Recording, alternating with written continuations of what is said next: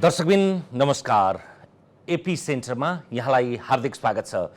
आजको श्रृङ्खलामा हामीले सर्वोच्च अदालतको एउटा फैसला जो एकदमै दीर्घकालीन महत्त्वको फैसला छ, यसलाई एउटा पक्षले चाहिँ संविधानमै उल्लेख भएको समानुपातिक समावेशिता सिद्धान्तको प्रतिकूल भनेर पनि व्याख्या गरेको छ। यो फैसला एक त अदालतले गरिसकेपछि यो अन्तिम निरूपणको विषय हो, तर यो राजनैतिक प्रकृतिको फैसला पनि भएका कारणले यसका विषयमा मन्थन चिन्तन बहस पैरवीले यसलाई थप टेबानी दिन्छ यो विषयलाई बुझ्न। विशेष गरी अघिल्लो वर्ष एमबीबीएस सकाएर एमडी पर्ने विद्यार्थी विवेक कुमार पन्जियारले संविधानमा भएको यो सकारात्मक विभेदको प्रावधानका कारणले गर्दाखेरि आफूहरू जस्ता अब्बल विद्यार्थीहरू पनि छात्रवृत्तिमा अथवा पढ्न पाउने सेवाबाट वञ्चित भएको भनेर सर्वोच्चमा परेको फैसलामा सर्वोच्च अदालतले अघिल्लो वर्षकै पुस 1 गते फैसला सुनाएको थियो र अघिल्लो साता यसको पूर्ण पाठ आयो। पूर्ण पाठमा चाहिँ यो विशेष गरी समानुपातिक समावेशिताको कुरालाई जातीय कुरा मात्रै नहेर्नु, यसमा जातीय सँगसँगै वर्गीय आधारमा पनि हेर्नु र कतिपय अर्थमा यसलाई आवश्यकताको सिद्धान्तका आधारमा पनि हेर्नु। त्यसै गरी मानव विकास सूचकाङ्कलाई पनि उत्तिकै आधार मानेर हेर्नु भनेर भनिएको छ। तरमारा वर्ग भनेर एउटै वर्गले पटक पटक लाभ लिइरहने प्रवृत्तिलाई अन्त्य गर्नुपर्छ भन्ने यसको सार रहेको छ। हामी यही विषयमा बहस गर्दैछौँ। हामीसँग हुनुहुन्छ विश्लेषक जैनेन्द्र जीवन र त्यसै गरी अर्का विश्लेषक तुला नारायण शाह। स्वागत छ दुवैजनालाई। म सबभन्दा सुरुमा जैनेन्द्र जीवन सरबाट जान्छु। यो सर्वोच्चको यो फैसलाको सारलाई यहाँले कसरी लिनुभएको छ?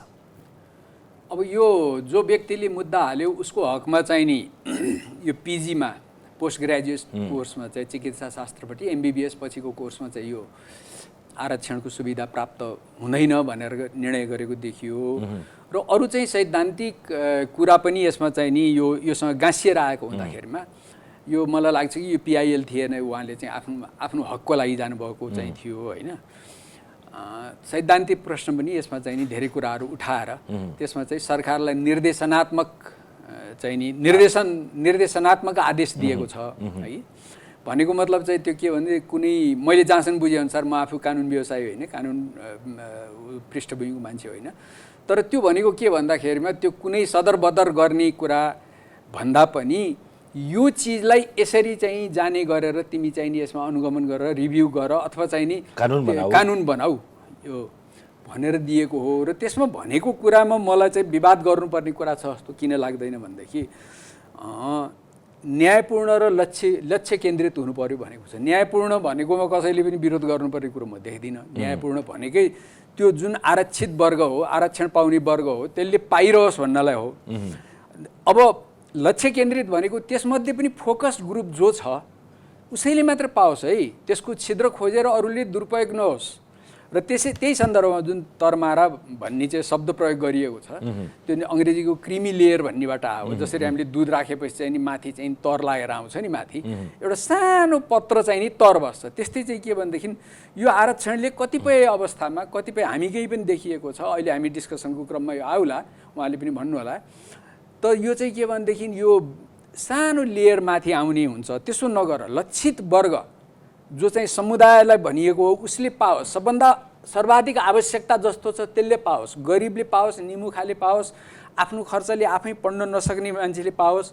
जातीयता वर्गीयताको आधारमा गर्दा के हुन्छ भनेदेखि त्यो चाहिँ नि त्यो जातिले मात्रै पाउँछ, त्यो वर्गकोले मात्रै पाउँछ र त्यहाँ छिद्र धेरै हुन्छन् र त्यो पाएको पनि क्रिमी लेयर एउटा माथि पातल लेयरले मात्रै पाउँछ। आवश्यकताको सिद्धान्त अनुसार जो गरिब छ त्यो भनेकै छ, जो गरिब छ, जो निमुखा छ, जो आफ्नो खर्चले पढ्न सक्दैन तर पढ्न पाउनुपर्ने प्रकृतिको त्यस्तो छ भनेदेखि चाहिँ अब्बल छ भनेदेखि चाहिँ उसलाई आरक्षण देऊ, नसक्नेलाई आरक्षण देऊ, डिजर्भिङलाई देऊ भनेर भनेको। त्यो आवश्यकताभित्र त जातीयता पनि आयो, वर्गीयता पनि आयो, तर वर्गीयता र जातीयताभित्र आवश्यकताको ऊ आउँदैन। त्यस कारणले के भनेदेखि चाहिँ नि उन्नत वर्गको कब्जाबाट मुक्त गर्न र एउटा चाहिँ के भनेदेखि संविधानको शब्द मर्म र भावना अनुसार चाहिँ होस् भन्नलाई कानुन बनाऊ भनेको हो त्यो। र सरकारले त्यो बमोजिम चाहिँ नि कानुन बनाउनु पर्यो। र अर्को कुरो के भनेदेखि त्यो जुन पिजीको लेभलमा पोस्ट ग्रेजुएसन पढ्ने लेभल एमडी पढ्ने हकमा चाहिँ नि के बोलेको देखिन्छ अदालतले भनेदेखि पटक पटक हुँदैन।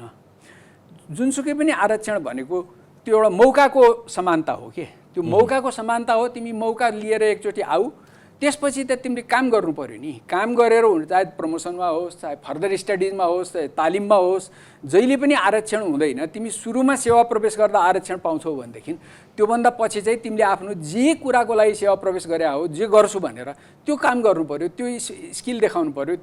त्यो देखाएर तिमी अरू सरह नै आऊ, तर तिमी पछि पर भने होइन। उसलाई अरूभन्दा पछि पार्न पाइँदैन। जातीयता वर्गीयता कुनै पनि हिसाबले ऊ पछि परेको मान्छे भनेर विभेद गर्न पाइँदैन। विभेदको त्यहाँ कुनै छैन, तर सबै समान हुन्छन् त्यसपछि भनेर एउटै मान्छेलाई एउटै मान्छेले पटक पटक पाउँदाखेरिमा के हुन्छ भनेदेखि चाहिँ नि त्यो आरक्षणको मर्म विपरीत हुन्छ। त्यो मान्छे आफै चाहिँ क्रिमिलियर हुन्छ है।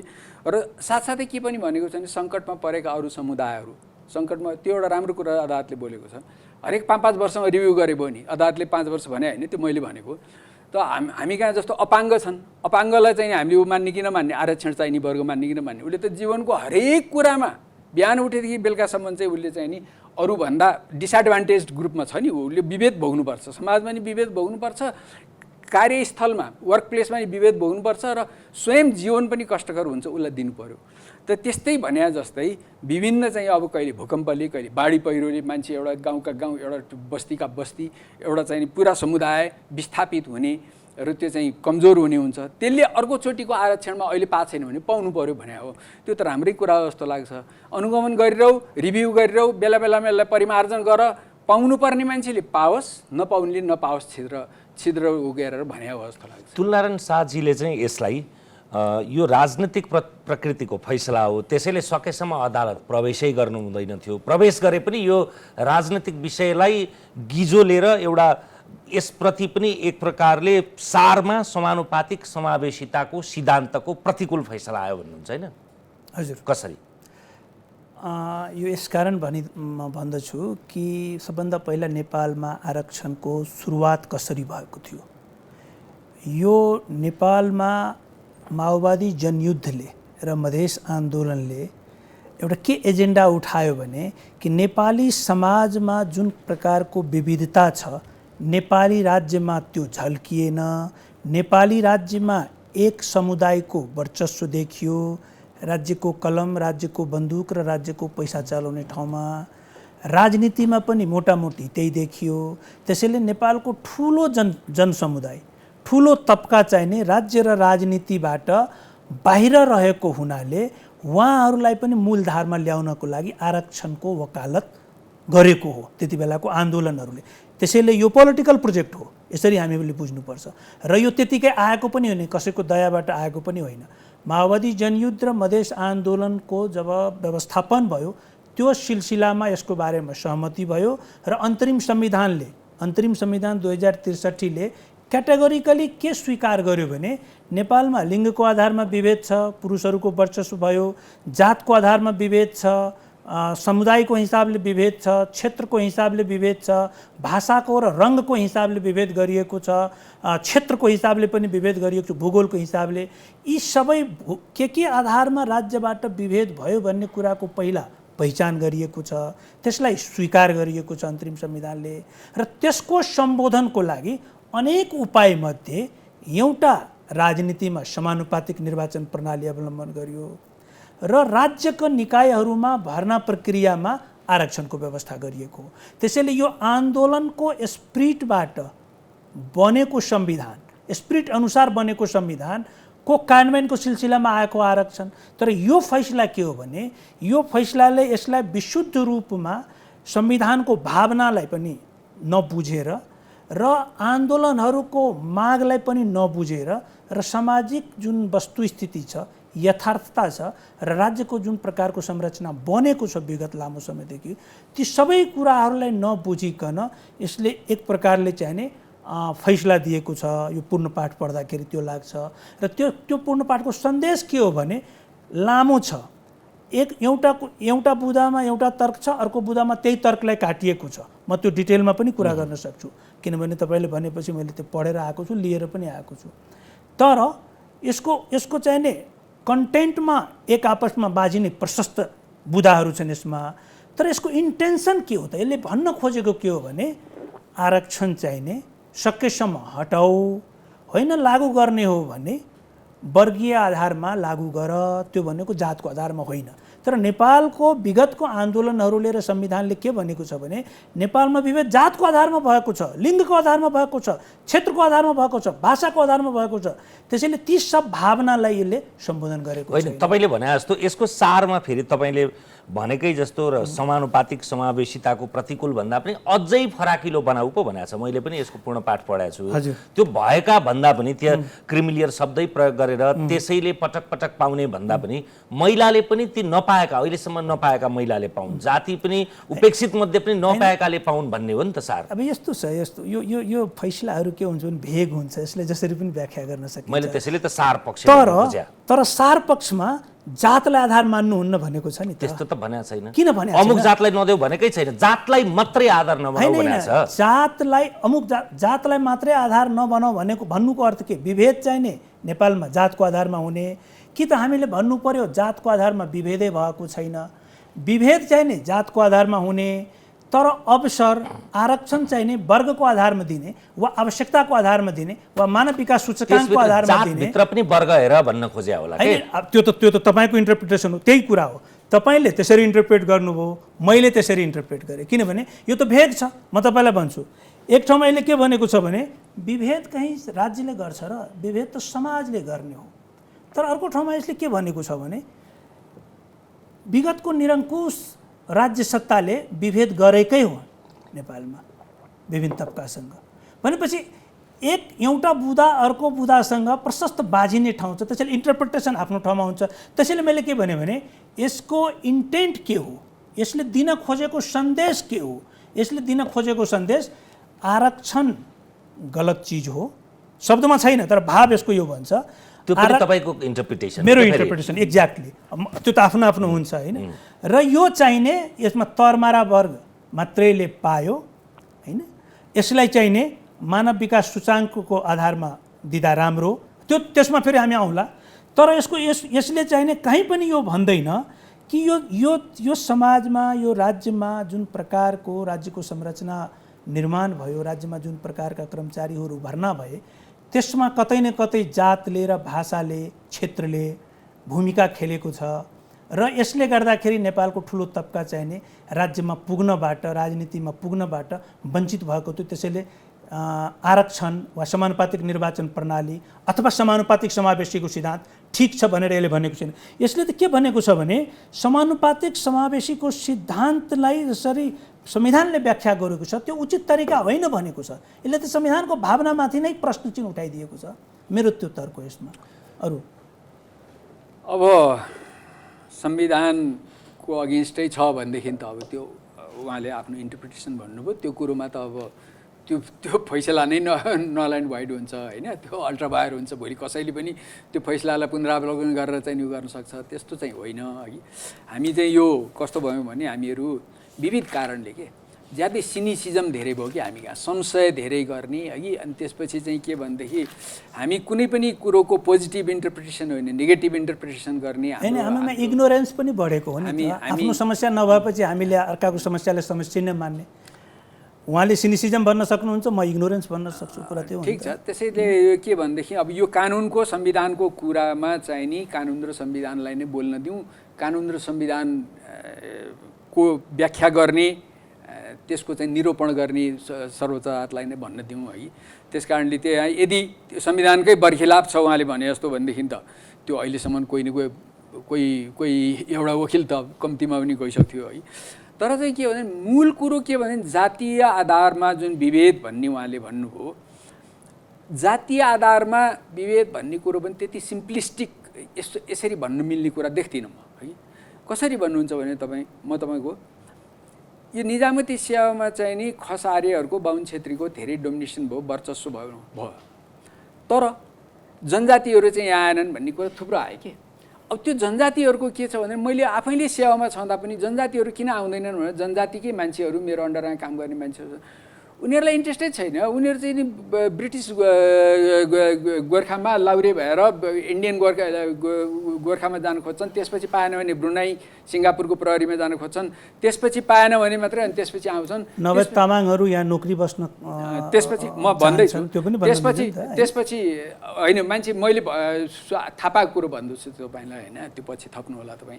अनि त्यसपछि के भनेदेखि यो सब कुराले गर्दा अहिले तपाईँ हेर्नुहोस् पोखरामा चाहिँ नि त्यो ब्रिटिसको भर्ना खुलेको बखतमा चाहिँ त्यहाँ घर घरमै पहिले त्यो डिबी चिट्ठा भराउने जस्तो चाहिँ नि त्यो शारीरिक तन्दुरुस्ती गर्ने अवश्य पास होइन्छ भन्ने ऊहरू खोल्या हुन्छन्। उनीहरूको यो चाहिँ के भन्नुहोस् कम्युनिटीको आफ्नो रुचि पनि हुन्छ, कम्युनिटीको चोइस हुन्छ र त्यसका पछाडि समाजशास्त्रीय कारण हुन्छन्, राजनीतिक कारण हुँदैन। त्यस कारणले यो विभेद जुन तपाईँले भन्नुभयो त्यो स्टेटको एक्टिभली पर्स्युड पोलिसी नहोला, तर विभेद हुन गयो विभिन्न सामाजिक कारणले। अहिले त्यो अदालतले भने तपाईँले सामाजिक कारणले भन्नुभयो नि, सामाजिक राजनीतिक आर्थिक सबै कारणले विभेद हुन गयो। विभेदको परिणाम के भयो? त्यो वर्ग त्यो मानिस त्यो समुदाय पछि पर्यो। त्यसमा पछि परेका मान्छेले स्थान पाउन् भनेर भनिरहेछ त यहाँ। त्यसमा यहाँ त विभेद भएका यसले आरक्षण खारेज गरेर कहाँ भनेको छ? त्यस्तो इन्टरप्रिटेसन गर्न थाल्यो, त्यस्तो नेगेटिभिस्ट चाहिँ भयो भनेदेखि त अब त्यसको कुराहरू बहस गरेर मतलबै हुँदैन है। त्यस कारणले के भनेदेखि त्यो जुनसुकै कारणले पछि परेको भए तापनि विभेदमा परेका, चाहे त्यो जातिगत विभेदमा परेका हुन् चाहे क्षेत्रगत विभेदमा परेका हुन्, कर्णालीको सबभन्दा माथि यहाँ आउनै नसक्ने भएर विभेदमा परेका हुन्, अथवा कोही मधेसको विभेदमा परेका हुन्, जातिगत आधारमा विभेदमा परेका हुन्, भाषा संस्कृति चाहिँ नि भिन्न भएको कारणले, नेपाली भाषासम्म पहुँच नभएको कारणले, राजधानीसम्म पहुँच नभएको कारणले विभेदमा परेका हुन्, ती जो जे जस्तो विभेदमा परेका हुन् त्यो परिणामबाट त्यो केबाट देखिन्छ? त्यो देखिने मेकानिजम बनाऊ, कानुन बनाउँदा त्यही भन्ने हो। अहिले यहाँ मानव विकास सूचकाङ्कको पनि कुरा ल्याएको छ, त्यसबाट देखिने वर्गलाई चाहिँ नि पाउन्, अरूले नपाउन्, त्यही वर्गको नाममा अरूले नपाउन्, त्यो वर्गका पनि पाउनु नपर्ने, क्रिमिलियरले नपाउन् भनेको हो। त्यसमा विवाद गर्नुपर्ने म चाहिँ केही पनि देख्दिनँ। जस्तो यसमा मात्र मेरो दुईवटा मेरो तर्कमाथि दुईवटा प्रश्न आयो जेनेन सरको। एउटा चाहिँ यो संविधानको खिलाफ छ भन्ने कुरा कसरी भन्ने भनेर म विनम्र आग्रह के गर्न चाहन्छु भने बुँदा नम्बर 35 को अन्तिम हरफ हामी पढौँ। म पढेर सुनाउन चाहन्छु। बुँदा नम्बर 35 को पूर्णपाठको त्यस मान्यमा सकारात्मक विभेदको कार्यक्रमको मान्यता र यसका अन्तर्तत्व जाँच्ने कसौटी धारा 18 मा वर्णित समानता र विभेदहीनताको व्यवस्था हो, समानुपातिक समावेशिताको सिद्धान्त होइन भन्ने देखिन्छ हैन। र यस्तो अरू ठाउँमा पनि प्रयोग भएको छ। मेरो तर्क के हो भने संविधानले समानुपातिक समावेशिताको सिद्धान्तलाई अंगीकार गरेको छ, तर संविधानले यो भनेको छैन कि आजै यो कुरा लागू हुनुपर्छ। तर बिस्तारै समानुपातिक समावेशिताको सिद्धान्त भनेको के हो भने जुन जातको जति जनसङ्ख्या छ त्यो जातको त्यति प्रतिनिधित्वको तर्फ यात्रा अगाडि बढ्नु पर्यो। त्यसैले मैले यो बुँदालाई यसरी इन्टरप्रेट गरेको हो कि यो संविधानको भावनाको बरखिलाफ देखिन्छ है। एउटा मेरो यो उत्तर हो। अर्को चाहिँ उहाँले के भन्नुभयो भने इनोसेन्टली कोही आएन, यो त राज्य प्रदत्त विभेद होइन भन्नुभयो के। यो चाहिँ गम्भीर प्रश्न हो। यो विषयमा सरको अहिले प्रश्न आयो, अरू पनि विद्वानहरूको प्रश्न आउँछ, यो विषयमा बहस गर्नुपर्छ हामीले कमसेकम यो मिडिया तपाईँको लोकप्रिय कार्यक्रमबाट कि नेपालमा 90% भन्दा बढी एक जातको वर्चस्व नेपालको न्यायालयमा भयो।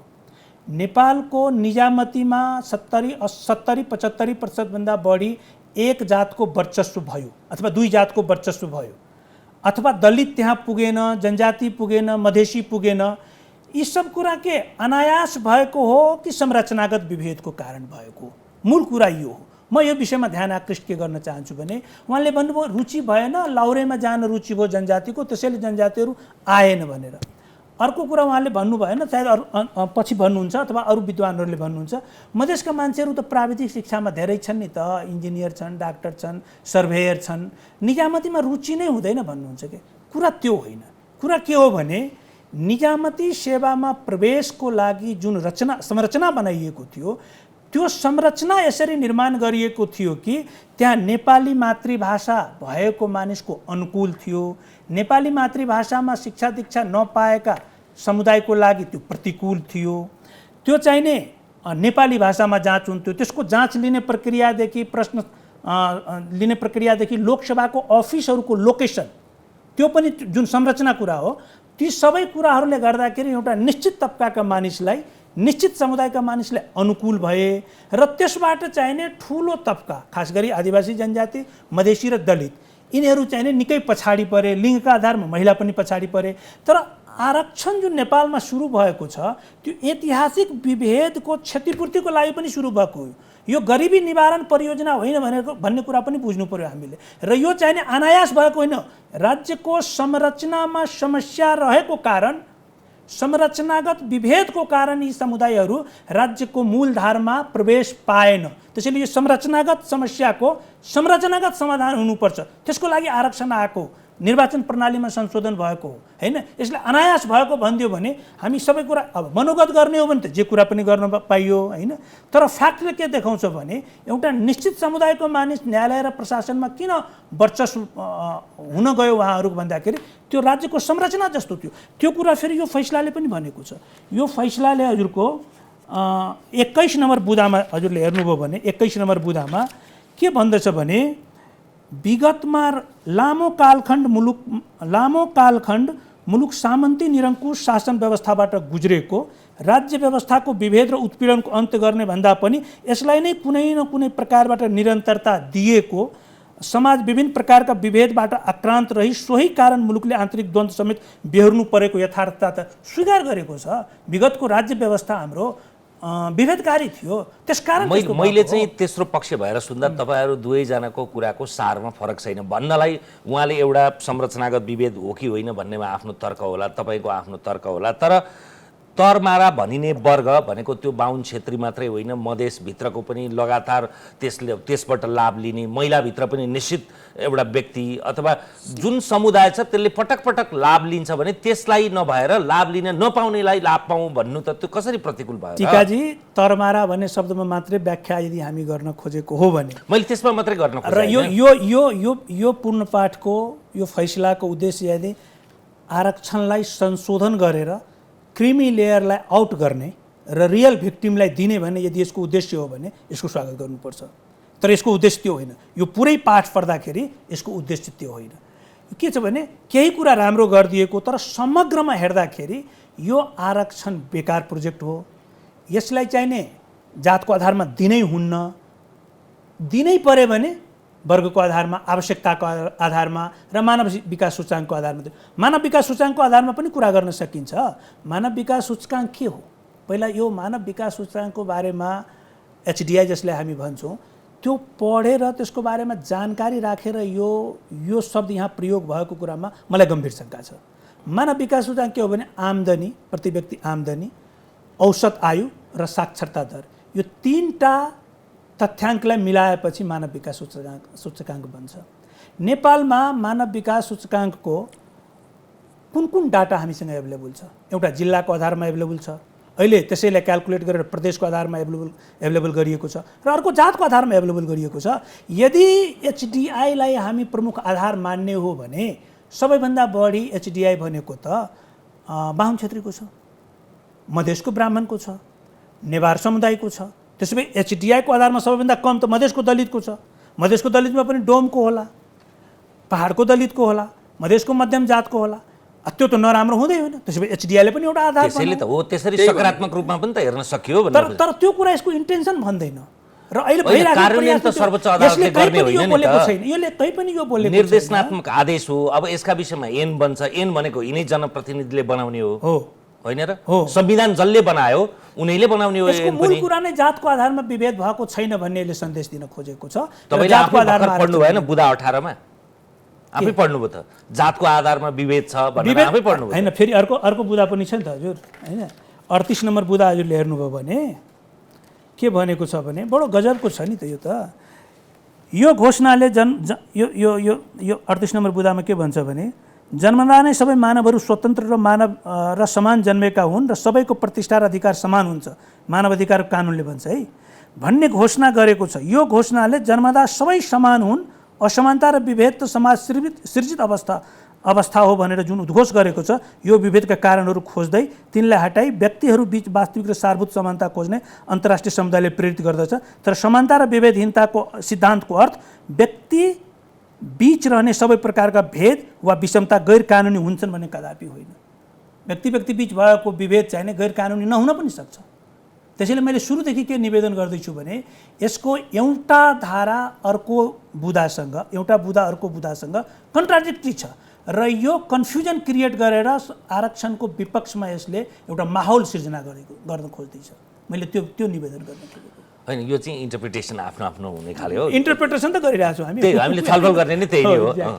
अब मलाई हजुर, अब यो इन्टरप्रिटेसन हो, तपाईँले पनि भन्नुभयो उहाँले नि भन्नुभयो कि आफ्नो इन्टरप्रिटेसन गर्न सबै हामी स्वतन्त्र छौँ। यसबाट के असर पर्यो, न यसले समानुपातिकको व्यवस्था खारिज गर भनेको छ, न आरक्षणको व्यवस्था खारिज गर भनेको छ, न आरक्षणको व्यवस्थामा फोकस्ड ग्रुपमा तल्लो ग्रुपमा आवश्यकता पर्ने ग्रुपमा जाऊ भनेको छ। त्यसको लागि कानुन बनाऊ भनेको छ। कानुन कसले बनाउँछ भन्दाखेरि सरकारले बनाउँछ। सरकार कसको भन्दा राजनीतिक दलको। राजनीतिक दल भने त्यही जनताबाट आएका दल हुन् र त्यसपछि ती भोलि उसले कानुन मसौदा गरेर संसदमा पेश हुन्छ, ती जनप्रतिनिधि ले चाहिँ डिस्कसन गर्छन्, पक्ष विपक्ष हुन्छ, त्यहाँ सरकार विपक्ष सबै नभइकन पास हुन्न। अब यो चिजलाई यो चाहिँ नि अदालतले यसलाई अझ परिमार्जन गर, परिष्कार गर भनेर दिएको चिजमा अब आफ्नो इन्टरप्रिटेसन हो। त्यस कारणले चाहिँ अब कानुनै बमोजिम चाहिँ नि कुनै अल्ट्राभायर हुनुपर्ने छ भने त अवश्य पनि जो पिआइएलमा जसले पनि मुद्दा हाले भयो, म चाहिँ त्यो स्थिति देख्दिनँ है। जुन अघि तपाईँले भन्नुभयो नि, अब यो के भनेदेखि निजामती सेवामा बाहुन छेत्रीको उभो भन्दा त्यसको पनि एउटा तपाईँहरूले चाहिँ एउटा के हेरिदिनु पऱ्यो भनेदेखि त्यसको एउटा समाजशास्त्रीय डाइमेन्सन कारण हेरिदिनु पऱ्यो कि अब सरकारी सेवामा खालि बाहुन छेत्रीलाई मात्रै लिने सरकारको स्टेटको के अरे एक्टिभली पर्स्युड पोलिसी हुन्थ्यो भने प्रहरीमा 40% चाहिँ तपाईँको चाहिँ नि आइजिबीहरू सबै जनजाति छन्। त्यसमध्ये नि सिङ्गल एउटा जात मगरको सबभन्दा बढ्ता छ। त्यो भनेको के, देशको सुरक्षा हाँक्ने अहिले पो 2टा प्रहरी भयो, जनपद प्रहरी, त्यति बेलासम्म त एउटै मात्र त्यो थियो। अब 2टै प्रहरीमा त्यो स्थिति छ। अब देशको सुरक्षा हाँक्ने उसमा चाहिँ स्टेटले झन् विश्वास गरेको वर्गलाई राख्छ के, उसले त निजामतीमा भन्दा पनि कलम समाउने भन्दा पनि बन्दुक समाउनेमा राख्छ। त्यस कारणले त्यो के भनेदेखि त्यति बेलाको सत्ताको त्यति बेलाका नेताहरूको त्यो भिजन भएन। पृथ्वीनारायण शाहको पालामा उनले त जहाँ जहाँ जित्या थिए त्यहाँ मगरको गुरुङको पल्टन खडा गरेका थिए। कालीबहादुर गण भन्ने तपाईँको चाहिँ नि के पुरानो गोरख गण भन्ने चाहिँ नि मगरको, कालीबहादुर गण भन्ने चाहिँ नि गुरुङको। उनले पत्यार नगरे अब जनजातिमाथि पत्यार नगरे अब सिङ्गै पल्टन खडा गरेर आफू सँगसँगै लान्थे। अत्यन्त विश्वास गरेका थिए तिनीहरूलाई, किनभने तिनको उनी जहाँ गोर्खाको राज्य थिए, गोर्खा लमजुङ त्यो इलाकाको वरपर हुने जनजाति तिनै हुन्। राई लिम्बू त पछि गएर उनले जित्दै गएपछि लास्टमा गएर भएको, तिनको पल्टन खडा गरेका थिएनन् उनले। त यो पल्टन खडा गर्नु मतलब विश्वास गर्नु हो। त्यस कारणले चाहिँ के भने तर कतिपय समुदायको आफ्नै चोइसका कारण अब बाहुन छेत्रीको संस्कारै के हुन्छ भने बाहुनको खास गरी केटाकेटीदेखि पढ्नुपर्छ पढ्नुपर्छ है भन्ने हुन्छ। त्यो पढेर र त्यसपछि चाहिँ के भने पढेर जाने कहाँ भने निजामती त्यही पढ्ने नै काममा अथवा शिक्षक हुने। अब यस्तैमा जाने उनीहरू पल्टनमा जाँदैनन्, बाहुनहरू जान खोज्दैनन्। यो कुरोको भिन्नतालाई बुझ्यौँ भने कुन चाहिँ स्टेटले कुन चाहिँ स्ट्रक्चरल हो, कुन चाहिँ समाजले गरेको हो, कुन चाहिँ कम्युनिटीको चोइस हो, त्यसरी जान सकिन्छ। त्यस कारणले चाहिँ के भनेदेखि चाहिँ हामीले धारणा बनाउँदाखेरिमा यी कुराहरू पनि समाजका यी कुराहरूको पनि हामीले विचार गर्नु पर्दछ। तैपनि अब अहिले चाहिँ के भयो भनेदेखि अहिले विभिन्न समुदायहरूले अब अहिले जागरण आयो। अब चाहिँ नि पार्टीहरूले पनि ल्याइदिए, तपाईँले भने विभिन्न आन्दोलनले पनि त्यो ल्याइदिए। अब हामी पनि किन चाहिँ पछि पर्ने त, हामी पनि सचिव हुनु किन नसक्ने, हामी पनि जानुपर्छ भन्ने धारणा आयो। त्यसपछि त 45% आरक्षण त पब्लिक फन्डेड सबै जबमा चाहिँ त्यो छ नि, त्यसबाट अहिले परिणाम पनि देखिँदैछ। आजको भोलि सोध्न खोजेको तपाईँले यो करिब सकारात्मक विभेद लागू भएको 15 वर्षमा देखिएको परिणाम हेर्नुहोस् न त। यदि ती वर्ग आउन चाहेका थिएनन् भने त अहिले पनि आउँदैन थिए नि। होइन, सकारात्मक विभेदले त आयो। हो त्यही त सकारात्मक विभेदले आए। त्यो पनि के भनेदेखि उनीहरूमा जागरण नभइकन उनीहरू फारमै भर्न आउँदैनन्, दरखास्तै दिन आउँदैनन् भन्ने त तपाईँले घर घरबाट लिएर आएर पक्रेर कन्स्क्रिप्टेड ऊ त गर्न सक्नुहुन्न। त्यस कारणले अब समुदायमा पनि जागरण आयो र त्यही बमोजिमको परिबन्ध राज्यले पनि गर्दैछ। समानुपातिकलाई कायम राख्नुपर्छ, आरक्षणलाई पनि धेरै लामो समय हामी कायम राख्नुपर्ने देखिन्छ। त्यसलाई कुण्ठित गर्ने, त्यसलाई कम गर्ने कुनै पनि कुरो प्रयास हुनुहुन्न। मलाई अहिले अदालतले त्यो गरेको जस्तो लाग्दैन। आफ्नो इन्टरप्रिटेसन हो है। त्यस कारणले चाहिँ के भनेदेखि चाहिँ नि नेगेटिभिस्ट इन्टरप्रिटेसन गर्ने आफ्नो ठाउँमा छ। तर म चाहिँ नि अदालतको आदेशले आरक्षण खारिज गरेको, कम गरेको, सङ्कुचन गरेको अथवा उसले त त्यसलाई परिष्कार गर, परिमार्जन गरेर मैले गर्ने होइन है, तिमी सरकारले गर, कानुन बनाऊ भनेर निर्देशनात्मक आदेश दिएको छ। त्यस कारणले चाहिँ नि यो विषय को चाहिँ नि यसलाई चाहिँ मेरिटमा हेर्नुपर्छ। एउटा कुरा समाजशास्त्रीय पक्षबाट गुरु समान हुनुहुन्छ उहाँको, तर विथ ड्यु रेस्पेक्टमा क्वेसन गर्न चाहन्छु। यत्रो समाजशास्त्रीय विश्लेषण सरले गर्नुभयो, सरकै अब भनौँ न मध्य पहाडको कुनै गाउँमा त्यो गाउँको चाहिँ नि एक जातको मानिस निजामतीमा सबै हुने, तर त्यही छेउमा दलित बस्तीबाट मानिसहरू किन निजामतीमा प्रवेश पाएनन् त? यदि यो संरचनागत विभेद होइन भने, होइन? त्यसैले मेरो जवाफ अहिले तुरुन्तै सरले दिइहाल्नु पर्दैन। मैले भन्न खोजेको के हो भने, दिनुभयो भने झन् राम्रो कि म दिन्छु। मेरो भनाइ के हो भने नि, विगतको यो इतिहासको हामी व्याख्या विश्लेषण गरेर वर्तमानको समस्यालाई त्यसैमा मात्रै हामी यदि केन्द्रित रह्यौँ भने एउटा खालको धारणा बन्छ। यथार्थ के हो भने विगतमा दलितलाई त पढ्नबाट वञ्चित गरिएकै हो नि त, कि त्यसमा पनि हाम्रो विमति छ। विगतमा हाम्रै गाउँ, हाम्रै घरको, हाम्रै परिवारको महिला दिदीबहिनी, आमा, काकीलाई त आखिर शिक्षाबाट वञ्चित गरिएको हो नि त। त्यसैले यो लामो समयदेखि ऐतिहासिक रूपमा जुन विभेद भइआयो विभिन्न तबकासँग, त्यसमा जातको हिसाबले दलितसँग भएको होला, लैङ्गिक हिसाबले महिलासँग भएको होला, जातीय हिसाबले के अरे समुदायको हिसाबले आदिवासी जनजातिसँग कुनै प्रकारको फरक प्रकारको विभेद भएको थियो, भाषा र रङ्गको हिसाबले, क्षेत्रको हिसाबले मधेसी समुदायसँग कुनै प्रकारको विभेद भएको थियो। यी सबै ऐतिहासिक विभेदको क्षतिपूर्तिको लागि आरक्षण आएको हो। यो अरू कुरामा हामी त्यति धेरै आपत्ति नगर्न सक्छौँ यसमा, तर जातको आधारमा हुनै हुँदैन भन्ने प्रकारको जुन यसको सन्देश दिएको छ, भनाइको अर्थ के हो भने जब जातको आधारमा विभेद भएको थियो भन्ने कुरा हामी मान्छौँ भने आरक्षणको आधार एउटा प्रमुख आधार जात हुन जान्छ।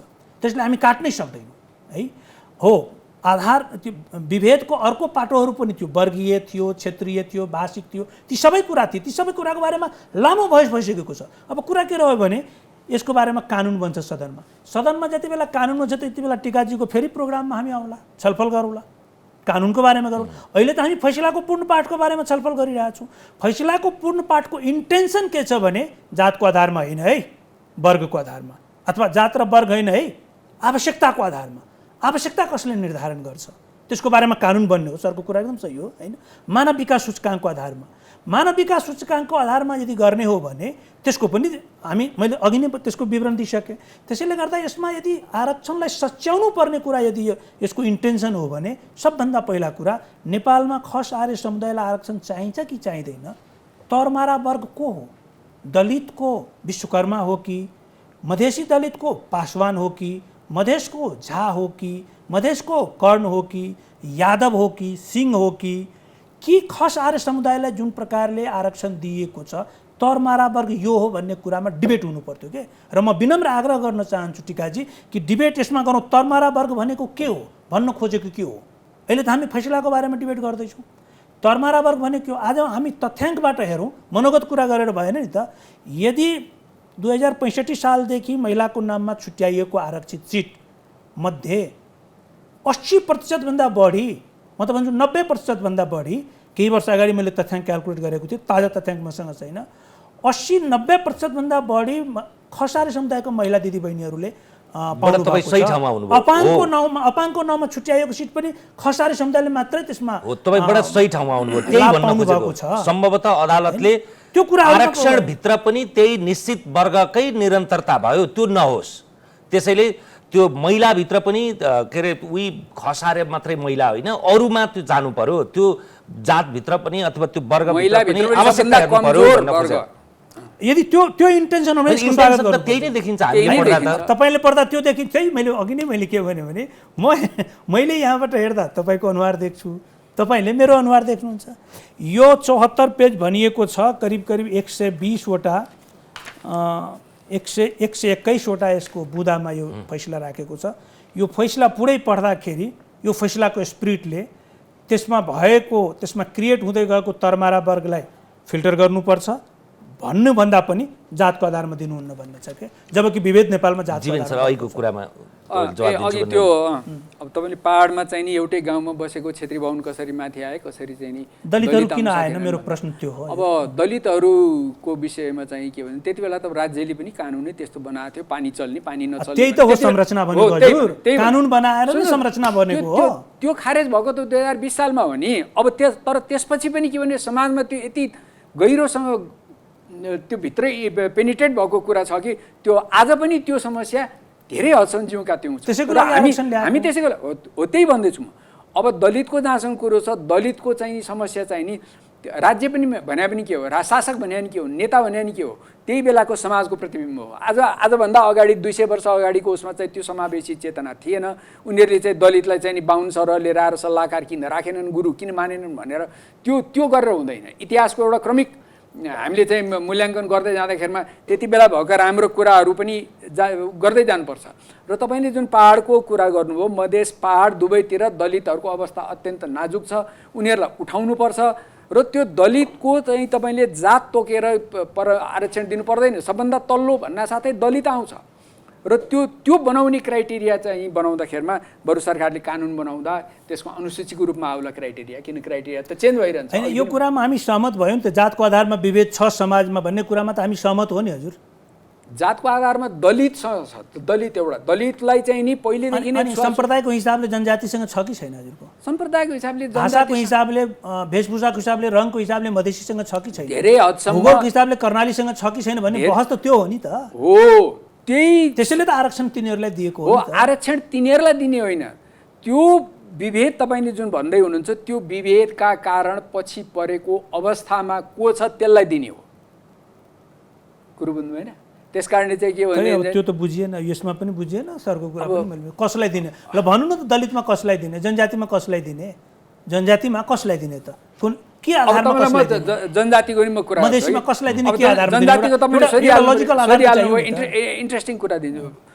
अस्ति म त्यो हेर्दै थिएँ है, पदपूर्ति भनेर आएको नेपाल राष्ट्र ब्याङ्कको, अनि यो जनजातितर्फबाट भनेर श्रेष्ठ प्रधान मात्रै छ, जनजातिमा लगेर सबभन्दा चाहिँ नि तपाईँको सबभन्दा माथिल्लो वर्गलाई है राखिदिएको छ। त्यस कारणले जातीय आधारमा दिनुभयो भने जातीय क्लस्टर एक छुट्याउनु पर्यो, त्यो गरिएको छैन हामीले। अहिले मधेसीमा तपाईँको मधेसी भन्यो, मधेसी क्लस्टरमा त्यो के अरे मुसर पनि त्यहीँ छ, झा कायस्थ र राजपूत पनि त्यहीँ छन्, जो कि सबभन्दा माथि छन् तराईको उसमा। अहिले देशकै उसमा पनि उनीहरू धेरै माथि छन्, आर्थिक सामाजिक पैसा पहुँच पावर सबैको हिसाबले है। त्यो दलित कहाँ छ? त्यो त कहीँ पनि छैन। त्यस कारणले के भनेदेखि चाहिँ नि यो जातीय आधारमा भएको विभेद भन्दा त्यस्ता छिद्रहरू आउँछन्। त्यस कारणले पाउनु नपर्नेले पाउँछ। त्यही जातको पनि एउटा मान्छेले, अब तपाईँको एउटै जनजातिमा पनि तपाईँ भन्नुहोस् न, नेवारको त कुरा छोडिदिनुहोस्, त्यो एउटा विकृत परिभाषा गरिदिएको छ। त्यो दलित उसमा के भन्छ, थकाली र शेर्पाहरूको चाहिँ नि एसडिआई धेरै माथि छ अरूको, तामाङको भन्दा। तामाङ सबभन्दा गरिब कति छ? तामाङ हो, तामाङी झा मिश्र कर्ण भन्नु पनि जनसङ्ख्या कति छ? सुन्नुहोस्, जम्मा 2 लाख देशभरिमा, तमाम जनसङ्ख्या के अरे मधेसी 1 करोड 2 लाख 2.5 लाख जनसङ्ख्या, उनीहरू माथि आछन् हैन। त्यस कारणले त्यो वास्तवमा आवश्यकताको सिद्धान्त अपनाउने हो भने जातीयता पनि तीभित्र पर्छ, जातीय रूपले पछि परेका पनि ती पर्दछन्, वर्गीय रूपले पछि परेका पनि आवश्यकताको सिद्धान्त जुन भन्नु पनि सरले, त्यसैमा मैले खालि सरले सहयोग गर्नलाई आवश्यकताको सिद्धान्तको परिभाषा के हो मलाई अलिकति यो चुन्न मन छ के हो। आवश्यकताको सिद्धान्त त्यो सिद्धान्त बनाऊ, कानुन बनाऊ।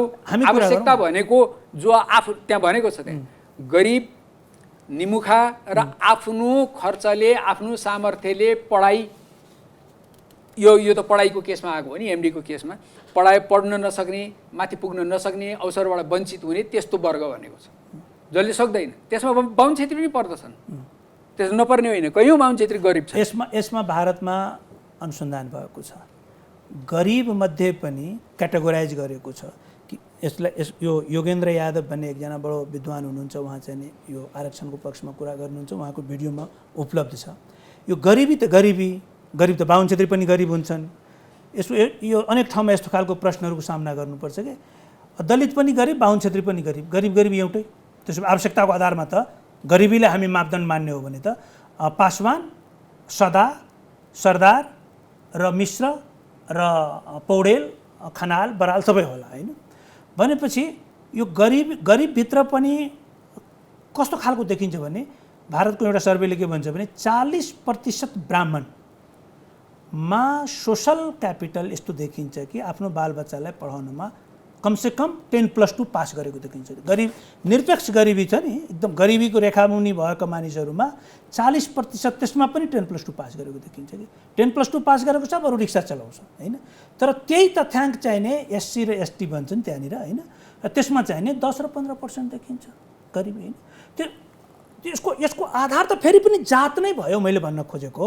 त्यसैले जातको आधारमा विभेद छ, जातको आधारमा असमानता छ, त्यसमध्येको क्रिमी लेयरलाई हटाएर तर त्यो जातलाई हामी आधार नमान्ने हो भने त फेरि कहीँ पनि हामी पुग्दैनौँ। यो फैसलाको अब अघि पनि भनियो आफ्नो सापेक्षको व्याख्या हुने हो, यसको सार पनि त्यही नै हो कि अहिलेको यो 15 वर्षको अभ्यासलाई हेर्दा अझ त्यो त्यही पात्र विवेक कुमार पन्जियारलाई विनय कुमार पन्जियारलाई चाहिँ प्रस्थान बिन्दु मान्दा एउटा उदाहरण मात्रै मान्दाखेरि यसको सारभूत रूपमा चाहिँ एकपटक भन्दा बढी आरक्षण नदेऊ, एकपटक मात्रै आरक्षणमा तिमी सहभागी हुन सक्छौ अनि तिमी जातीय मात्रै होइन तिम्रो वर्ग पनि हेर्नु पर्यो, तिम्रो आवश्यकता पनि हेर्नु पर्यो, तिम्रो मानव विकास सूचकाङ्क पनि हेर्नु पर्यो भन्ने पक्षले सारभूत रूपमा त अहिले भइरहेको त्यही क्रिमिलियर वर्ग चाहिँ छुट्याउ भन्न खोजेर हो होइन। यो टीकाजीले मलाई लाग्छ एकचोटि फेरि पढ्नुपर्छ हामीले। विनय कुमार पन्जियारको सवालमा त्यो भनेको छैन, यो पूर्ण पाठ होइन। विनय कुमार भने होइन, यसलाई प्रस्थान बिन्दु मानेर भन्न खोजे होइन। यो 12 नम्बर बुदामा क्लियर भनेको छ, बहुत कन्ट्राडिक्टी छ। एमबीबीएस पास गरिसकेको मानिसहरू समान भयो भन्छ है। यो एमबीबीएस पास गरिसकेको मानिसहरू समान भयो, त्यसपछि आरक्षण। त्यसैले मास्टर्समा एमडीमा आरक्षण जरुरी छैन। समानहरू बिचको मा चाहिने कुनै स्पेसल प्रोभिजन हुनु हुँदैन, समान प्रतिस्पर्धा हुनुपर्छ किनभने त्यहाँ असमानता छैन भनेको छ होइन। एमबीबीएस पास गरिसकेपछि सबै विद्यार्थी समान भए, त्यसैले समान बिचमा आरक्षणको जरुरी छैन, असमान र समान बिचको प्रतिस्पर्धामा आरक्षणको जरुरी हुन्छ भनेर यसले भन्दछ होइन। तर यसले के चाहिने एउटा कुरा म बुझ्न सकिनँ कि यसमा चाहिने के भन्छ भने जुन विज्ञापनमा यो मुद्दा परेको छ त्यो विज्ञापनमा अलरेडी आरक्षण छुट्याइएको छ। 50% खुल्लातर्फ भनिएको छ, 40% सरकारीतर्फ भनिएको छ, त्यो के हो? र 10% विदेशी विद्यार्थीलाई भनिएको छ। विदेशी विद्यार्थीको सवालमा हामी छोडिदिउँ, पैसा कमाउनु पर्ने होला, संस्था चलाउनु पर्ने होला, विभिन्न होला होइन। तर यो सरकारीतर्फको आरक्षण त अलरेडी छ त्यहाँनिर। त्यो भनेको सरकारी शिक्षा, सरकारी स्कुलबाट पढेकोलाई सायद आरक्षण दिएको हो त्यो होइन। सरकारीतर्फको भनेको के हो होइन। यसमा म कम्प्लिट गर्छु। मेरो भनाइ के हो भने एमबीबीएस पास गर्दासम्म एमबीबीएसमा तपाईँले आरक्षण दिने तर एमडीमा नदिने भन्न खोज्या हो यसले। किनभने एमबीबीएस पढिसकेपछि समान भइसक्यो तिमी भनेर। तर एमबीबीएस पढ्नलाई पनि त आइएससी पास गर्नुपर्छ नि मान्छेले। शैक्षिक योग्यताको हिसाबले त समानै हो, त्यहाँनिर किन आरक्षण दिने? त्यसैले यो सबबाट इन्टरप्रेट गर्दाखेरि यो फैसला आरक्षणको विरुद्धको फैसला हो। अघिको विषयमा तपाईँले भन्दै हुनुहुन्थ्यो, उहाँले भने त्यो 50-40-10 चाहिँ मलाई जहाँसम्म लाग्छ है, त्यो 50 भनेको खुल्ला भनेको चाहिँ नि बाहिरबाट आएर होइन, जो सरकारी सेवामा छैन। अहिले निजी अस्पतालहरू पनि त्यत्तिकै छ, डाक्टर छ, अरू पनि थुप्रै। त्यो आरक्षण होइन त? त्यो पनि त्यो आरक्षण होइन। कसरी सरकारी सेवामा काम गरेकोलाई 40% मलाई कम्प्लिट गरिदिनुहोस्। सरकारी सेवामा चाहिने बसेकोहरूमा त्यहाँ कोही फलानु जातकोलाई चाहिँ नि यो दिनु भनेको छ र त्यो 40% सबै सरकारी सेवामा बसेको। त्यो किन भनेको भनेदेखि सरकारी सेवामा बसेको मान्छे जिल्लाको हस्पिटलमा गएर काम गरेको हुन्छ, उसलाई केही इन्सेन्टिभ दिनु, ऊ त्यो पिजी गर्न पाउने। मलाई कम्प्लिट गर्नुहोस्, त्यसो तपाईँ आफ्नो कुरो भन्नु होला। पिजी गर्न पाउने, एमडी गर्न पाउने भने ठुलो प्रिभिलेज हो सरकारी उसमा कोटामा पैसा थोरै तिरेर है। त्यो ठुलो इज्जत पनि हो, त्यो ठुलो अवसर पनि हो, त्यो जो पाइले पाउँदैनन्। र त्यो चाहिँ के भनेदेखि चाहिँ नि निजी अस्पतालमा बस्ने सबै यहाँका चाहिँ नि उसले मात्रै बाहिर खुल्ला प्रतिस्पर्धामा छोडिदिएर हामी हुनु पाएनौँ भनेपछि सरकारी सेवामा भएका जुनसुकै जात, जुनसुकै वर्ग, जुनसुकै क्षेत्रका मान्छेले त्यो पाउने उनीहरूको लागि छुट्याएको हो। त्यो जातिगत आधारको कोटा होइन त्यो। यो क्षेत्रबाट सरकारी सेवामा रहेका, हस्पिटलमा गएर काम गरेका, दुःख गरेर काम गरेका, सरकारी अस्पतालमा काम गरेका, दुर्गममा गएर काम गरेका तिनलाई एउटा स्पेसल प्रबन्ध हो त्यो। र बाँकी त्यहाँ काम नगरे पनि कोही अहिले अमेरिकामा युएसएमएले दिएर गइसकेको मान्छे फर्केर आएर आउँछन् भने दिन्छ, त्यो 50% त्यहाँ उनीहरूको लागि हो। प्राइभेट निजी हस्पिटलमा बसेको हो। अनि बाँकी 10% भने के अरे त्यो बाँकी 10% विदेशी भनेको त्यो तपाईँले नै भन्नुभयो त्यो संस्था चलाउनलाई उनीहरूलाई पैसा पनि चाहिन्छ होला त्यो गरेको हो। त्यस कारणले त्यसमा त्यो आरक्षण हो। म त्यो भन्दैछु जातको आधारमा होइन आरक्षण, सेवाको आधारमा आरक्षण हो नि त। अब त्यसलाई पनि आरक्षण नै हो। कस्तो वर्गीकरण हो, आरक्षण होइन। आरक्षण भनेको संरक्षण भनौँ त। होइन यो होइन। अब सरलाई म चाहिँ पुरा सम्मानका साथ भन्न चाहन्छु यो पनि आरक्षण नै हो। सरकारी सेवामा काम गरेकोलाई छुट्टै कम्पिटिसन दिने, खुल्लाको लागि छुट्टै दिने। त्यसरी कसैले सरकारी सेवा उसको आधार भयो, कसैको जात आधार भएको छ, कसैको समुदाय आधार भएको होला। तुलनीय तपाईँ भन्न सक्नुहुन्छ। तर म त्यसमा फस्न चाहन्न। म के भन्दैछु भने यो पनि आरक्षण हो तर जातको आधारमा आरक्षण होइन र यो तुलनीय विषय होइन। ल मेरो चाहिँ भनाइ त्यही हो। अब योभन्दा अगाडि बढ्दाखेरि अब यो चाहिँ निर्देशनात्मक आदेश भन्दैमा यस अगाडि सबै कुरा लागू भएको छन् भन्ने होइन। संविधान बन्छ, कानुन बन्छ, विधायकीले त्यसको व्याख्या गर्छ, न्यायपालिकाले कार्यान्वयन गर्छ, कार्यपालिकाले। अब यो निर्देशनात्मक आदेश भए पछाडि त यसका बारेमा फेरि थप कानुन बनाउनु पर्यो। त्यो कानुन पनि परिवर्तनशील कानुन बनाउनु पर्यो। त्यसको अनुसूचीदेखि लिएर एउटा भारतमा निश्चित समयमा चाहिँ त्यसलाई फेरिरहने, पुनरावलोकन गर्ने भनेर 10 वर्ष भनेको छ क्यार होइन। अब यहाँ पनि त्यस्तै गर्नु पर्ला। त्यो विषय गर्छ कि गर्दैन कस्तो लाग्छ तुलनाजीलाई, अथवा गर्दा कसरी गर्नुपर्छ? होइन अब यो कानुन पहिलो कुरा त के हो भने यो संविधान ऐन कानुन नियम यो हो के, यो कसरी चाहिने काम गर्छ, यो कसरी बनाइन्छ। पहिलो कुरा हामी धेरै ठुलो भ्रम के म देख्छु भने कानुनको कुरा आउन साथ चाहिने कानुनविदहरूले यसको बारेमा धेरै व्याख्या विश्लेषण गर्ने, धेरै प्राविधिक जटिलताहरूमा, प्राविधिक पक्षहरूमा धेरै ध्यान दिने। यो मेरो बुझाइ के हो भने यो संविधान भन्ने कुरा यदि यो कम्प्लिटली पोलिटिकल प्रोजेक्ट हो है। यदि यो कानुनविदहरूले मात्रै बुझ्ने कुरा भएको भए बार एसोसिएसनको महाधिवेशनबाट नेपालमा संविधान बन्नु पर्थ्यो या विश्वभरि संविधान बन्ने चाहिने सायद त्यो देशका वकिल साहबहरूको सङ्गठनबाट बन्नु पर्थ्यो। तर कहीँ पनि यस्तो त हुँदैन। त्यसैले यो राजनीतिक सहमतिको दस्तावेज हामी भन्छौँ। यसको निर्माण प्रक्रिया पनि हामीले के बुझेका छौँ भने राजनीतिक दलहरू, राजनीतिक ग्रुपहरूको बिचमा नै सहमतिबाट हुने हुनाले यो चाहिँ पोलिटिकल कुरा हो। नेपालको पोलिटिक्समा नेपालको अहिलेसम्मको राजनीतिमा हामीले के देखेका छौँ भने 7वटा संविधान बनिसकेको छ। एकपछि अर्को हरेक 10 वर्षमा, हरेक 5 वर्षमा, 8 वर्षमा हामीले संविधान बनाएका छौँ। त्यसैले यो संविधानको बारेमा समाजको भावना यसले सम्बोधन गरेन भने संविधान पनि फेरिँदै आएको हामीले नै देखेका छौँ भने ऐन कानुन नियम पनि फेरिन्छ नै होइन। तर यो संविधान बनाउँदा, ऐन कानुन नियम बनाउँदा यो चाहिँ विचार निर्माताहरूको धेरै ठुलो भूमिका हुँदो रहेछ। जसरी नेताहरूको भूमिका हुन्छ त्यसरी नै नेताहरूले कुन पार्टी बलियो हुन्छ, कुन एजेन्डाका साथ ऊ अगाडि बढ्छ, उसले आफ्नो एजेन्डालाई इन्डोर्स गर्न खोज्छ। तर यो विचार निर्माण जुन भइराखेको हुन्छ, यो ओपिनियन मेकिङ जुन एउटा सर्कल छ, यसमा चाहिने नेपालमा दुर्भाग्य के भयो भने सीमान्तकृत समुदायहरू जोसँग राज्यले र समाजले दुवैले, समाजले मात्रै होइन राज्यले पनि लामो समयदेखि विभेद गरिआएको छ र संरचनागत विभेदका कारण नेपालको मूलधारबाट, नेपालको राज्य र राजनीतिबाट पछाडि परेका छन्। ती समुदायका मानिसहरू विचार निर्माणको वृत्तमा बहुत कम उपस्थिति छ र यो चाहिने सीमान्तकृत समुदायको एउटा सदाबहार समस्या के हो भने उसको समस्या के हो भन्ने कुराको ऊ महसुस त गर्न सक्छ तर उसले अभिव्यक्त गर्न सक्दैन। त्यसैले नेपालमा कानुन बन्दाखेरि फेरि पनि त्यो क्रिमी लेयर जुन हामी अघि कुरा गऱ्यौँ नि, आरक्षणमा मात्रै क्रिमी लेयर हुँदैन नि त, पोलिटिक्समा पनि क्रिमी लेयर हुन्छ, ओपिनियन मेकिङमा पनि क्रिमी लेयर हुन्छ होइन, ब्युरोक्रेसीमा पनि क्रिमी लेयर छ। त्यसैले यो क्रिमी लेयरकै हालिमुहाली हुने हो। त्यति बेला पनि यो चाहिने सीमान्तकृतको पक्षमा बनिहाल्छ भन्ने कुरामा मलाई आशा म गर्दछु, तर मलाई धेरै विश्वास छैन। यसको लागि सीमान्तकृतहरू यो जुन लेभलको व्याख्या आएको छ, पूर्ण पाठ आएको छ, यसको खण्डनकै लागि पनि सीमान्तकृत समुदायका मानिसहरूमा ठुलो विज्ञता चाहिन्छ, ठुलो मेहनत चाहिन्छ, यो विषयको ज्ञान चाहिन्छ जसको अभाव छ। त्यसैले यसको खण्डन हुन सकेको छैन। जैनेन्द्र सर, अब यो म चाहिँ समग्रमा अब यसलाई मैले पूर्ण पाठ उहाँको जस्तो त्यो सबै हेरेको छैन। सरसर्ती अब यसको हाइलाइट्सहरू प्राप्त सामग्रीहरूबाट हेरेको हो।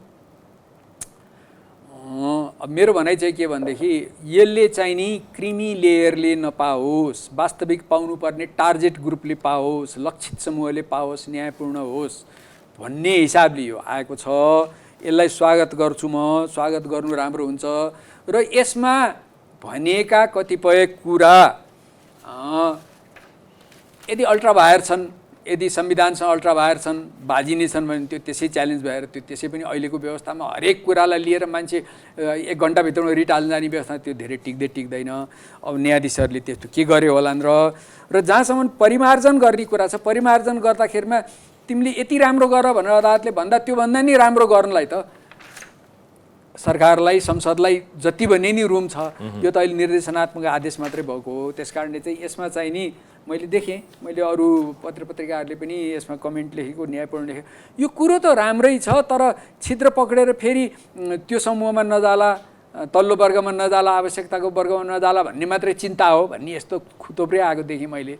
अब यो सम्पादकीय ठुल्ठुला राष्ट्रिय दैनिकका सम्पादकीय पनि अब यो त के भनेदेखि यो हामी आशंका मात्रै धेरै गर्ने, ज्यादै सिनिसिजम बढ्यो भनेर अघि नै मैले सुरुमा भनेको थिएँ, त्यस्तो नगरेर हेर्ने हो भनेदेखि यसले भइरहेको पद्धतिलाई बिगारेको छैन। भइरहेको पद्धतिमा परिमार्जन गर, त्यहाँ आएको विकृतिलाई साफ गर, परिमार्जन गर, राम्रो गर, जुन उद्देश्यले गरिरहेको थियो त्यो उद्देश्य पूर्ति हुने किसिमले गर, लक्ष्य बमोजिम हुने गरी गर भनेको छ। त्यस कारणले मैले यसमा धेरै विवाद गर्नुपर्ने देख्दिनँ म चाहिँ। यसको कार्यान्वयन पक्षका लागि सबभन्दा प्रभावी हुने राजनीतिक दलहरू हुन्, राजनीतिक शक्ति सन्तुलन। अघि तुलनारायणजीले भने जस्तो र संसारभरिको अभ्यास हो, कति बेला कुन विषय बन्यो भन्दा पनि किन हामीले संविधान फेर्छौँ भन्दा तत्कालीन अवस्थाको राजनीतिक शक्ति सन्तुलन फेरिएपछि लिखित दस्तावेज फेरिने हो। अहिले त्यो जति बेला संविधान बन्यो त्यो त्यति बेला भन्दा अहिले अलिकति अर्को वर्ग हावी छ, त्यसैले गर्दाखेरि त्यो अनुकूलको कानुन नबन्ला कि भन्ने संशय के। अब यो त के भनेदेखि 5-5 वर्षमा चुनावै गर्नु भएन। सबभन्दा चाहिँ नि एकदम भनौँ न कथित प्रगतिशील चाहिँ नि कम्पोजिसन चाहिँ राजनीतिमा आएको बखतमा चाहिँ नि त्यसलाई त्यत्तिकै निरन्तरता दिएर लाइफ लङ त्यो नेतृत्व बसिरहु, त्यही कम्पोजिसन बसिरहु भन्नु पऱ्यो, त्यस्तो हुँदैन है। त्यो चाहिँ के भने जनइच्छा, प्राथमिकता, जनआकाङ्क्षा अनुसार सरकार रिजिम परिवर्तन हुन्छ र समय अनुसार अगाडि नै बढ्छ कुराहरू, समय अनुसार नै चल्छन्। नेताहरूले पनि उनीहरूले पनि धेरै रिस्क लिएर पछाडि जान सक्दैनन्, त्यस्तो सक्ने भेन्यू दिनु पनि हुन्न, हामीले पनि दिनुहुन्न। हामीले खबरदारी गरिरहनुपर्छ। तपाईँ हामी जस्तो मिडियामा बसेका नागरिक समाजका मान्छेले त्यो गर्नु पनि हुन्न। तर त्यो हुन्छ भनेर त्यसमा संशय गरिरहनु, अहिले बेग्लै भएको छ भनेर चाहिँ अहिलेको यथार्थलाई चाहिँ आफ्नो किसिमले व्याख्या गर्नु त्यो जरुरी छैन। मेरो यसमा के छ भने अरू कुरा त पछि गरौँला। नेपालको समस्या के हो भने जुन नेपालको सामाजिक संरचना छ, जुन प्रकारको जातीय विविधता छ, नेपालको राज्य र राजनीतिमा त्यसको उपस्थिति देखिएन। एकदम आधारभूत समस्या यो हो। यसको लागि पटक पटक आन्दोलन हुन्छ र पटक पटक हामी संविधान संशोधन गर्छौँ या निर्माण गर्छौँ। त्यही सिलसिलामा हामी अहिले 7औं संविधान बनाएका छौँ। 6औं संविधान तहत नेपालमा निर्वाचन प्रणालीमा संशोधन गरियो, समानुपातिक निर्वाचन प्रणाली अपनाइयो र आरक्षणको व्यवस्था गरिएको हो। समानुपातिक निर्वाचन प्रणाली अपनाइएपछि सीमान्तकृत समुदायका मानिसहरूको अत्यन्त राम्रो उपस्थिति देखिएको थियो नेपालको राजनीतिमा, संविधान सभामा।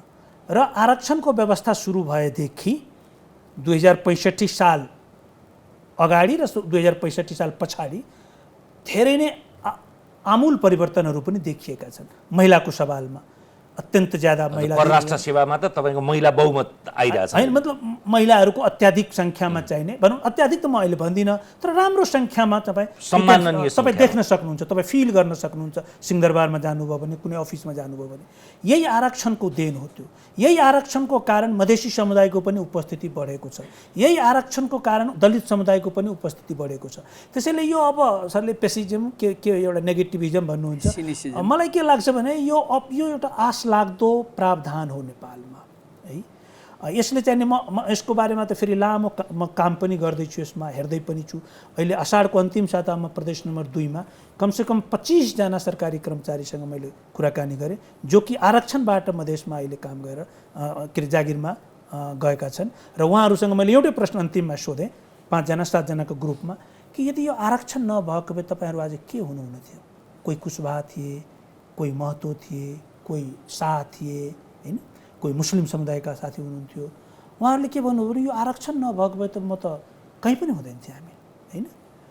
22, 23, 24 वर्षको उमेरमा उहाँहरूले चाहिँ सेवामा प्रवेश गर्नुभएको छ, निजामती सेवामा, होइन। सो मैले के भने यो आरक्षण जुन हो यसले चाहिँ समाजमा एकदम बिल्कुल नयाँ एउटा तरङ्ग पैदा गरेको छ र नयाँ आश सिर्जना गरेको छ।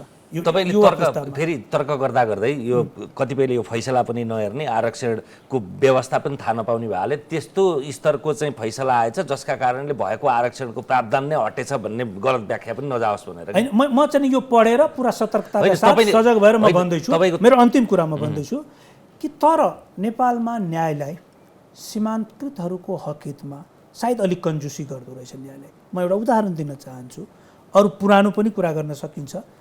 2 वर्ष अगाडि सन् 2019 को मे जुन महिनामा नेपाल सरकारले लोकसेवाले 10,000 करिब 9,500 सिटको लागि एकैपटक विज्ञापन खुलाएको थियो। न भूतो न भविष्यतो। मलाई लाग्छ नेपालमा न त्यति सङ्ख्यामा एकैपटक विज्ञापन खुलेको थियो न खुल्नेछ। स्थानीय विकास मन्त्रालयको लागि त्यो विज्ञापन गरिएको थियो। त्यसमा सिधा हिसाबले 4,500 सिट सीमान्तकृत समुदायमा जानुपर्ने थियो र त्यसमा यसरी जेरिमेन्डरिङ गरिएको थियो, यसरी तोडमरोड गरिएको थियो कि त्यो पालिका वाइज गएर त्यसलाई ब्रेक गरेर लगभग आधा सिट 4,500 मा लगभग 2,000 सिट त्यसमा गोलमाल भएको थियो, खाइदिएको थियो। ठुलो आन्दोलन भयो। वर्षौँदेखि सीमान्तकृत समुदायका युवाहरू, मधेसी, जनजाति, दलित समुदायका युवाहरू यहाँ आएर होस्टेलमा बसेर तयारी गर्दै थिए। त्यसमा मुद्दा हाल्यो, हामी पनि त्यसमा आन्दोलनमा गयौँ। त्यसको बारेमा एउटा कुरा त त्यसमा कसरी जेरिमेन्डरिङ गरिएको छ भन्ने कुरा बुझ्नलाई 1 हप्ता लाग्यो, म सहितका मेरो टिमलाई, होइन। त्यो कुन हिसाबले त्यो विज्ञापन गरेको छ त्यो बुझेपछि अनलाइन खबरमा एउटा लेख्यो लामो, 25,000 सेयर भएको थियो त्यो लेख, होइन। मुद्दा हालिएको थियो त्यो पीडित युवाहरू। अन्तिममा गएर के फैसला गरिदियो भने नि प्रक्रिया धेरै अगाडि बढिसक्यो, त्यसैले यो विज्ञापन रद्द गर्न मिल्दैन। मजाक हो। 2,000 सिटको लागि तपाईँ योग्यताको आधारमा परीक्षा लिँदै हुनुहुन्छ। संविधानले तपाईँलाई आरक्षणको व्यवस्था गरेको छ। लोकसेवाले विज्ञापन निकाल्दाखेरि आरक्षणको सिटमा बेइमानी गरेको छ। गोरखापत्रमा छापिँदाखेरि कोही कुरा बुझ्दैन। सर्वोच्च अदालतमा न्याय माग्न जाँदाखेरि प्रक्रिया अगाडि बढिसकेकोले ल त अब मारिसक्यो त्यसैले मुद्दा लाग्दैन भन्ने हुन्छ त जानमाराको हकमा रद्द गर्नु पर्दैन थियो। त्यसैले यो न्यायालय चाहिँ नै सीमान्तकृतको पक्षमा देखिएको छैन, आरक्षणको पक्षमा देखिएको छैन। न्यायालय आफू पनि आरक्षण जरुरी छैन भन्दै आएको छ।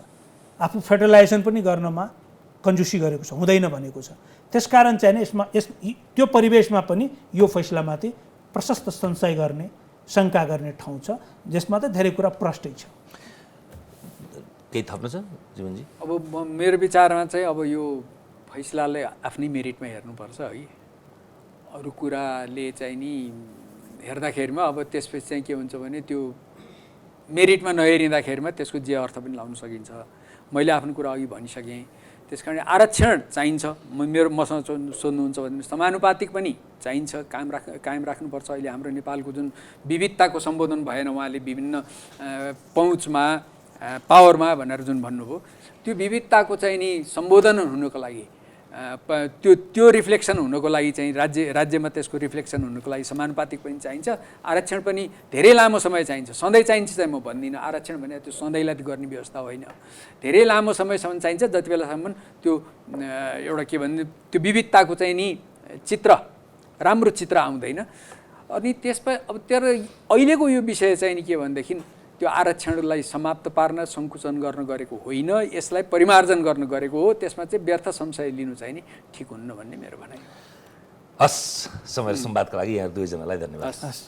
आज हामीले सर्वोच्च अदालतको 2077 साल पुस 1 गतेको फैसला र अघिल्लो साता आएको पूर्णपाठमा केन्द्रित भएर छलफल गऱ्यौँ। विशेष गरी त्यसले सकारात्मक विभेद, समानुपातिक समावेशिताको सिद्धान्त अपनाउँदा जातीयता मात्रै नहेरेर वर्गीय आवश्यकता, मानव विकास सूचकाङ्क, लक्षित वर्गलाई पनि हेर्नुपर्छ भन्ने व्याख्या गरेको छ र यसको पक्ष विपक्षमा बहस गऱ्यौँ। आजलाई एपी सेन्टरको यो विशेष श्रृङ्खला यति नै। हेर्दै रहनुहोला AP1।